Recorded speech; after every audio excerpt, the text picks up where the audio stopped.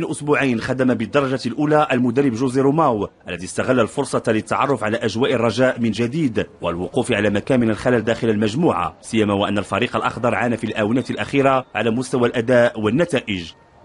Jusqu'à moment, il n'y a pas rien à dire. Je suis très content avec le travail et l'esprit des joueurs.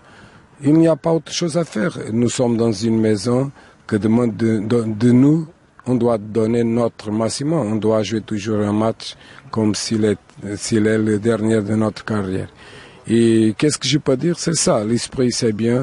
Les joueurs travaillent avec l'intensité, la concentration et le plaisir de travailler. عقوبة الإيقاف ستغيب جماهير الرجاء عن المباراة المرتقبة أمام أولمبيك أسفي. يحضر روماو وتغيب جماهير الرجاء. الرجل كان يفضل بداية أفضل من هذه. Pour nous, variable aussi sable, mais cette fois, on peut dire qu'on va jouer avec le cœur et l'image du public derrière nous. الحصة التدريبية عرفت حضور جل اللاعبين باستثناء عادل الكروشي ومحمد الحاج المنتخب الأولمبي، فيما باقي العناصر تتمتع بمعنويات مرتفعة لتحقيق نتيجة إيجابية. مقابلة مهمة، فغياب الجماهير فهو عنده اثار سلبي علينا، فكلشي كيعرف الجماهير الرجاويه قيمتها في التيران، ومع ذلك فحنا عازمين نحققوا انتصار باش نديروا واحد البدايه مزيانه ونمشيو باش نفوزوا بهذا اللقب هذا.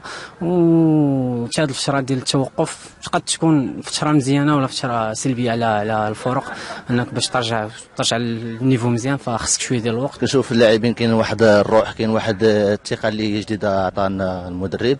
ان شاء الله حنا نحاولوا هذه السيمانه هذه باش نفكروا في المباراه ديال اسفي اللي هي مهمه، لا تعطينا واحد الانطلاقه اللي هي قويه تخلينا نزيدوا في الترتيب ديال البطوله الوطنيه، البطوله الاحترافيه ديالنا ان شاء الله.